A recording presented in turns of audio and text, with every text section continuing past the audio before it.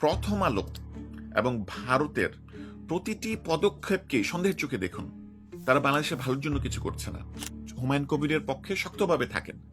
শেখ হাসিনা কি dual citizen ছিল? তাহলে সে ভারতকে সব দিয়ে দিল কেন? এবং মোদি বা ভারত কিন্তু খুশি না যে তারেক রহমান ভারতের সফরকে ডিক্লাইন করেছে। বাংলাদেশে নতুন করে একটি বিতর্ক তৈরি হয়েছে।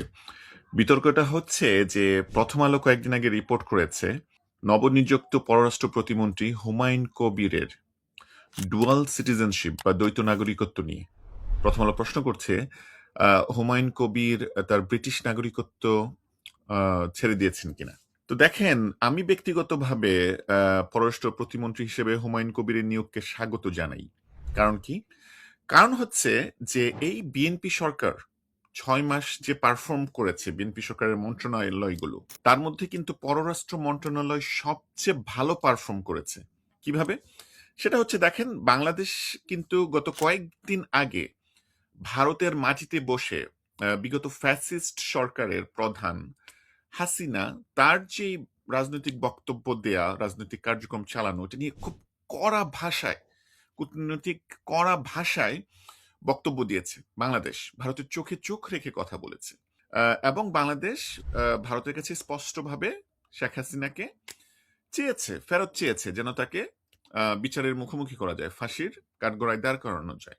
তারপর দেখেন যে বাংলাদেশ তিস্তা বাঁধ নির্মাণ, পানি সমস্যার, বাংলাদেশের পানির যে ন্যায্য হিস্যা বা দাবি, সেটার ব্যাপারে বাংলাদেশ কঠোর ভূমিকা নিচ্ছে, চেষ্টা করছে। তারেক রহমান কিছুদিন আগে ভারতের সফরের একটি আমন্ত্রণকে ডিক্লাইন করেছেন, যেটা আমরা অনেকদিন আগে থেকে বলছি তার ভারতে যাওয়া উচিত হবে না। তারেক রহমান, প্রধানমন্ত্রী তারেক রহমান সেই ভারতে যাওয়া থেকে বিরত থেকেছেন। এবং সবচেয়ে গুরুত্বপূর্ণ যেটা, সেটা হচ্ছে কয়েকদিন আগে যে মক্কা চুক্তির আলোকে তুরস্ক, সৌদি আরব এবং পাকিস্তানের সমন্বয়ে যে ন্যাটোর আলোকে একটা ইসলামিক ন্যাটো বা মুসলিম ন্যাটো বা একটা সামরিক জোট গঠিত হয়েছে, সেখানে কিন্তু বাংলাদেশ এখন যাচ্ছে বা জয়েন করতে চাচ্ছে। তো এই যে এতগুলো ভালো পদক্ষেপ নিয়েছে বিএনপি সরকারের পররাষ্ট্র মন্ত্রণালয়, তাকে সাধুবাদ জানানো উচিত। ঠিক এই সময়েই এই পররাষ্ট্র মন্ত্রণালয়ের যিনি উপদেষ্টা ছিলেন এতদিন, প্রধানমন্ত্রীর উপদেষ্টা পররাষ্ট্র মন্ত্রণালয় বিষয়ক, একই ব্যক্তি হুমায়ুন কবির, পিছন থেকে যে উনি এই দেশের ভালোর জন্য এই পদক্ষেপগুলো নিচ্ছেন, এই সময়টাকেই বেছে নিয়েছে প্রথম আলো এই প্রশ্ন করার জন্য যে এই ব্যক্তি না কোনো দুর্নীতি না, কোনো নারী কেলেঙ্কারি না, বা এই ধরনের কোনো কিছু না, কি তার দ্বৈত নাগরিক, এটা নিয়ে তারা প্রশ্ন করে তাকে বিতর্কিত করতে চাচ্ছে, তাকে সরিয়ে দিতে চাচ্ছে।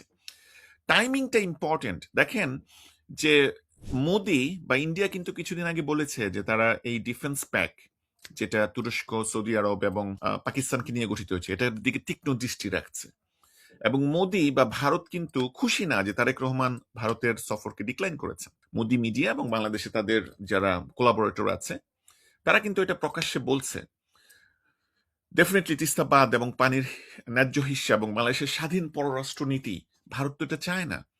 তো এই সময়ে ভারতের এই মিডিয়া, প্রথম আলো, তারা এই প্রশ্নটি তুলছে। তো দেখেন, শেরেবাংলা একটা কথা বলেছিলেন যে কলকাতার দাদাবাবুরা যখন আমার নিন্দা করবে, তখন তোমরা বুঝবে যে আমি সঠিক পথে আছি, এবং কলকাতার দাদাবাবুরা যখন আমার প্রশংসা শুরু করবে, তখন বুঝবে যে আমি ভুল পথে আছি। শেরেবাংলা একে ফজলুল হক এটা বলেছিলেন। একইভাবে আমিও বলতে চাই, প্রথম আলো এবং ভারতের প্রতিটি পদক্ষেপকে সন্দেহের চোখে দেখুন। তারা বাংলাদেশের ভালোর জন্য কিছু করছে না এবং বাংলাদেশের পক্ষে ঐক্যবদ্ধ থাকুন। এখন প্রশ্ন হচ্ছে যে হুমায়ুন কবির কি আসলেই দ্বৈত নাগরিক, এবং দ্বৈত নাগরিক হিসেবে কি উনি বাংলাদেশের নাগরিক হতে পারবেন? এটা একটা ভ্যালিড প্রশ্ন। আমি বলবো এই প্রশ্নটা ছুঁড়ে ফেলে দেন, এটা কোনো প্রশ্নই না। কি কারণ? কারণ হচ্ছে যে দেখেন, হুমায়ুন কবিরের জন্ম কিন্তু বাংলাদেশে, তাই তো? এবং উনি ছোটবেলায় ব্রিটেনে গিয়েছেন এবং সেখানে উনি খুব গুরুত্বপূর্ণ পররাষ্ট্র বিষয়ক অনেক এক্সপিরিয়েন্স উনি নিয়েছেন ব্রিটিশ সরকারের কাছ থেকে। এখন প্রশ্ন হচ্ছে যে কেন তাহলে আমরা হুমায়ুন কবির দ্বৈত নাগরিক কিনা এই প্রশ্নটা করবো না, বা এটা একটা ফালতু প্রশ্ন কেন আমি বলছি? এটা কারণ হচ্ছে, উন্নত দেশগুলোর দিকে তাকান। আমি আমেরিকাতে আছি, আমেরিকার দিকে তাকান। এই যে আমেরিকাতে মামদানি, নিউ ইয়র্কের মেয়র, প্রথম মুসলিম মেয়র মামদানি, তার জন্ম কোথায়? তার জন্ম তো উগান্ডায়। সে বড় হয়েছে কিছুটা উগান্ডায়। সে এখন নিউ ইয়র্কের মেয়র। নিউ ইয়র্কের মেয়র কিন্তু খুব গুরুত্বপূর্ণ যুক্তরাষ্ট্রের যে কোনো মন্ত্রীর চেয়ে গুরুত্বপূর্ণ হচ্ছে নিউ ইয়র্কের মেয়র। প্রেসিডেন্ট ট্রাম্প, মামদানি যখন ট্রাম্পের সাথে দেখা করতে চায়, তখন ট্রাম্প সাংবাদিকদের বলছেন যে প্রেসিডেন্ট হওয়ার পর আমার একটাই খায়েশ আছে, সেটা হচ্ছে যে আমি নিউ ইয়র্কের যদি মেয়র হতে পারতাম। চিন্তা করেন এবার।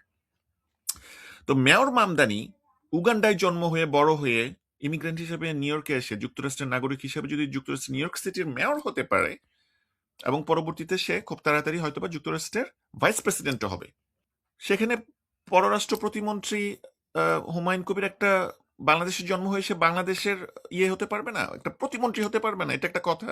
আপনি চিন্তা করেন যে পররাষ্ট্র প্রতিমন্ত্রী হুমায়ুন কবির, উনি কি ব্রিটিশ সিটিজেন হিসেবে বাংলাদেশের মন্ত্রী হয়েছেন, নাকি উনি বাংলাদেশি সিটিজেন হিসেবে বাংলাদেশি মন্ত্রী হয়েছেন? এটা আমাকে বলেন। আচ্ছা, আপনারা বলতে পারেন উনি ডুয়াল সিটিজেন। তো ডুয়াল সিটিজেন মানে কি? বাংলাদেশের আইনে কি ডুয়াল সিটিজেনশিপ নিষিদ্ধ নাকি? নিষিদ্ধ না। বাংলাদেশের আইন মতে ডুয়াল সিটিজেনশিপ অ্যাকসেপ্টেড, গ্রান্টেড। তো আপনি ডুয়াল সিটিজেন একজনকে বলবেন, আপনি বলবেন যে এই লোকটা বাংলাদেশি নাগরিক, আর তাকে একটা গুরুত্বপূর্ণ পদ গ্রহণ করতে দিবেন না, দেশকে সেবা করতে দিবেন না, সার্ভ করতে দিবেন না। আপনি তো তার রাইটকে আপনি খর্ব করছেন। এই বৈষম্য আমরা মানবো কেন? 24 পরবর্তী, 5 আগস্ট পরবর্তী এই বৈষম্য আমরা মানবো কেন? আপনি আইদার বলেন যে ডুয়াল সিটিজেনশিপ বাংলাদেশ অ্যাকসেপ্ট করে না, চায়না করে না, সম্ভবত ইন্ডিয়াও করে না, সেটা অন্য ব্যাপার, কিন্তু আপনি আইনে রাখবেন, আবার বলবেন যে এই নাগরিকটাকে আমি কম নাগরিক হিসেবে দেখি, এটা তো আমরা মেনে নিব না। 2 নাম্বার দেখেন, উন্নত দেশগুলোর দিকে তাকান। মালয়েশিয়া যখন মাহাথির মোহাম্মদ মালয়েশিয়ান এই উন্নতির যে নেতৃত্ব দিল, মাহাথির মোহাম্মদ, উনি কিন্তু প্রেসিডেন্ট বা প্রাইম মিনিস্টার হওয়ার পরে ফোন করতো যারা দ্বৈত নাগরিক আছে, মালয়েশিয়ান যারা অন্যান্য দেশে ভালো করছে, তাদেরকে ফোন করে করে বলতো তোমরা মালয়েশিয়াতে আসো, এবং মাহাথির মোহাম্মদের আমন্ত্রণে অনেক এক্সপার্ট মালয়েশিয়ানরা মালয়েশিয়াতে ব্যাক করে মালয়েশিয়াকে আজকে এই পর্যায়ে নিয়ে গিয়েছে। তো কোথায় গেল তাদের ওই দ্বৈত নাগরিক আর অন্য দেশের নাগরিক কেন ওই দেশে এসে গুরুত্বপূর্ণ দায়িত্ব পালন করছে সেই অজুহাত? ক্যানাডিয়ান যে প্রাইম মিনিস্টার মার্ক কার্নি, এখন যিনি প্রাইম মিনিস্টার, উনি কিন্তু ক্যানাডিয়ান, ব্রিটিশ এবং আইরিশ সিটিজেনশিপ তার ছিল, 3 দেশের সে নাগরিক ছিল। তাতে কি হয়েছে? সে কানাডার প্রাইম মিনিস্টার হয় নাই? কি আসে যায়? কারণ কানাডা ডুয়াল সিটিজেনশিপ অ্যাকসেপ্ট করে। এটাই হচ্ছে মেইন বিষয়। আপনি বলতে পারেন যে সংবিধানে তো বাংলাদেশে একটা কি ধরনের ধারা আছে যে ডুয়াল সিটিজেনকে দেওয়া যাবে না। আরে এই সংবিধানকে তো 5 আগস্ট পরবর্তী আমরা তো জুলাই সনদ করেছি এই সংবিধানকে রিপ্লেস করার জন্য। এই সংবিধানই তো আমরা অ্যাকসেপ্ট করি না। এই সংবিধানের যে অসাংবিধানিক ধারা আছে, অগণতান্ত্রিক ধারা আছে, 70 অনুচ্ছেদ আছে, এই ডুয়াল সিটিজেনশিপ আর একটা বোগাস জিনিস, এগুলো তো আমরা কবে ডাস্টবিনে ফেলে দিয়েছি। আমরা তো এগুলো মানিই না। তো এই সংবিধান দিয়ে আপনি এখন কি দোহাই দিচ্ছেন? সংবিধান মোতাবেক তো শেখ হাসিনা সম্ভবত এখনো প্রধানমন্ত্রী। আর শেখ হাসিনার প্রসঙ্গ আসছে, দেখেন যে প্রশ্ন আসছে এখন যে হুমায়ুন কবির বা ডুয়াল সিটিজেনরা উনি কি ব্রিটিশ স্বার্থ দেখবেন না বাংলাদেশি স্বার্থ দেখবেন? আরে বাংলাদেশে ব্রিটিশ স্বার্থ কি? আপনি আমাকে বলেন, আমি ওয়েট করতেছি, দাঁড়ান আমি গুনতেছি। একটাও পাইছেন? বাংলাদেশে আবার ব্রিটিশ স্বার্থ কি? হুমায়ুন কবির তো গত 6 মাস ধরে প্রতিমন্ত্রী মর্যাদায় পররাষ্ট্র উপদেষ্টা ছিল। আপনি আমাকে একটা কেস দেখান যেখানে উনি গত 6 মাসে ব্রিটিশ স্বার্থকে আগে নিয়ে আসছে, বাংলাদেশের স্বার্থকে উনি তোয়াক্কা করে নাই। দেখান, আমি আবারও ওয়েট করতেছি, আপনি দেখান। পারলেন না তো? সুতরাং এগুলো সবই ঠুনকু ইস্যু, বুঝতে পারছেন? সর্বশেষ আমি বলতে চাই যে দেখেন, বাংলাদেশ যখন একটা স্বাধীন পররাষ্ট্র নীতি পেতে যাচ্ছে, বাংলাদেশ যখন একটি জোরালো একটা সামরিক জোটে যেতে যাচ্ছে, তখন এসে এইসব প্রশ্ন তুলে দেশপ্রেমিকদেরকে প্রশ্নবিদ্ধ করা, এটা প্রথম আলো এবং এটা ভারতের এজেন্ডা। এখানে পা দিয়েন না। হুমায়ুন কবিরের পক্ষে শক্তভাবে থাকেন। শেখ হাসিনা কি ডুয়াল সিটিজেন ছিল? তাহলে সে ভারতকে সব দিয়ে দিল কেন? শুধু বাংলাদেশের সিটিজেন হলেই কি দেশপ্রেম থাকে? শেখ হাসিনাই তো তার বড় উদাহরণ। আওয়ামী লীগের তো গত 45 জনের বেশি ডুয়াল সিটিজেন ছিল আওয়ামী লীগের মন্ত্রী এমপিদের মধ্যে। এদের নিয়ে কি প্রথম আলো কখন প্রশ্ন তুলছে? তুলে নাই। হুমায়ুন কবিরের পক্ষে শক্তভাবে অবস্থান নেন। ধন্যবাদ সবাইকে।